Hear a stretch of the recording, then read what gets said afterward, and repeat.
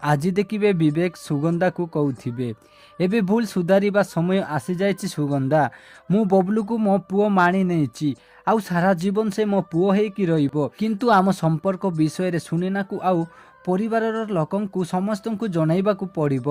ଏହି କଥା ଶୁଣି ସୁଗନ୍ଧା ମନେ ମନେ ଭାବୁଥିବ, ଏ ତ ସବୁକିଛି ବିଗାଡ଼ିବାକୁ ବସିଛନ୍ତି। ପୁଣି କହିବ, ନା ମୋତେ ଏବେ ଆଙ୍କୁ ଅଟକାଇବାକୁ ପଡ଼ିବ, କିଛି ଗୋଟେ ନୂଆ ଆଇଡ଼ିଆ ଭାବିବାକୁ ପଡ଼ିବ।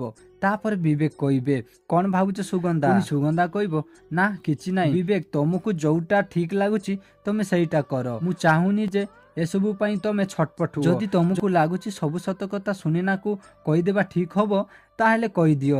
ଏବେ ଯାଇ ସବୁ ସତ କଥା କହିଦିଅ, ମୁଁ ତମକୁ ଅଟକାଇବିନି। ବିବେକ କହିବେ, thank you so much Sugandha. ମୁଁ ଆମ ସମ୍ପର୍କ ବିଷୟରେ ସୁନୀନାକୁ ସାଙ୍ଗେ ସାଙ୍ଗେ କହିକି ଆସୁଛି। ଏମିତି କହି ଯାଉଥିବେ, ଆଉ ସୁଗନ୍ଧା ବିବେକକୁ ଅଟକାଇବ ଆଉ କହିବ, କିନ୍ତୁ ସୁନୀନାକୁ ସବୁ ସତ କଥା କହିଦେବା ପୂର୍ବରୁ ମମିଙ୍କ ବିଷୟରେ ଟିକେ ଭାବି ନବ।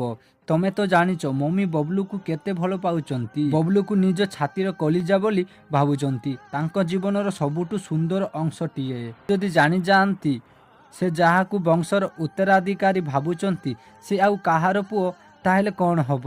ତାପରେ ବିବେକ ଯାଇ ବୁଲବୁଲ ଦେବୀକୁ ସବୁ ସତ କଥା କହିଦେବେ, ଆଉ କହିବେ, ମମି 5 ବର୍ଷ ହେଲାନି ମୁଁ ତମକୁ ବହୁତ ବଡ଼ କଥାଟି ଲୁଚେଇ ରଖିଛି।